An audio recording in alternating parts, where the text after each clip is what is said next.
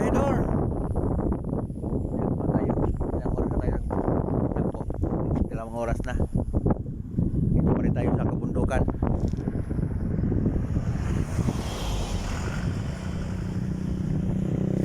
Yan ang mga kabahedor. Dahil sa nakapagod mag-drive ng malayo, no, long distance. Sakit yung baywang, medyo may edad na talaga. Hirap talaga may edad na kabahedor. Sakit ng mga kamay ko kada drive.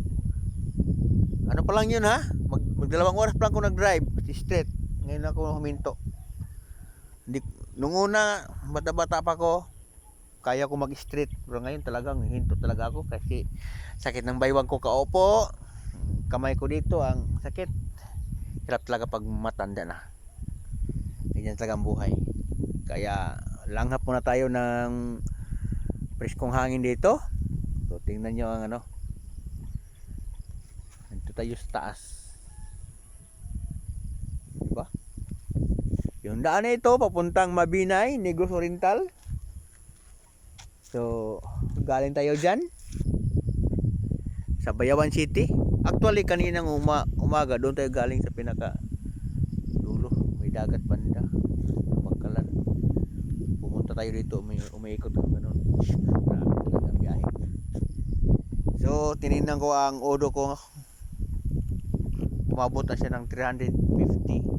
Umpisa kaninang alas 2 madaling araw, 350 na, 158 na. Binibilang ko talaga odo ko ilang kilometro na natakbo ko. 158. So dito papuntang Mabinay, abot ako na gabi, baka siguro mga 30 pa siguro to, 30 kilometro siguro, 40. So sa araw na ito, ano ko, ang tinakbo ko sa araw na ito, mga 400 plus kilometer sa araw lang to, ha. Hindi pa kasali yung kahapon. Sa kahapon ano lang, mga 200 plus lang yun. Ngayon lang medyo mahaba kasi Kabangkalan, ikot hanggang doon sa hanggang napunta ko doon sa pabalik-balik pa, kaya maabot ng may 300 plus. Ganyan kalayo ang biyahe ni Bahedor. Presko ng hangin, no.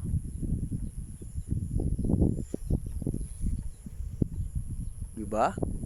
Mayroon pang nag-standby doon nga kalabaw. Wala. Standby lang siya dyan.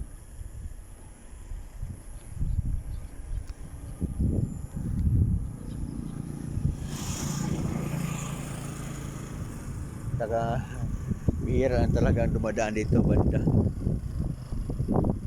Mayroon naman bus dito dumadaan kabahedor, pero bihira lang.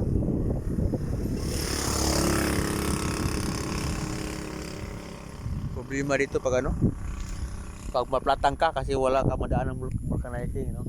Kailangan may reserva ka. Pero kadalasan naman sa sasakyan mayroon naman reserva. Pero naranasan ko talaga nung una kabahedor, gabi pa naman, naplatan ko, pinalitan ko ng reserva. Takbo ko ng mga hindi pa naabot 1 kilometro, naplatan naman ako ulit. Yun na resulta. Malas talaga. So mas maganda sana kung 2 ang reserva. Pero hindi naman palagi na nangyari sa akin ang ganun nga plat 2. Ang hirap lang kasi pag maplatan ka kasi kailangan mo iwan talaga yung sasakyan dahil magpakyaw ka ng tricycle para magpapulkin. Kaya dito, layo dito.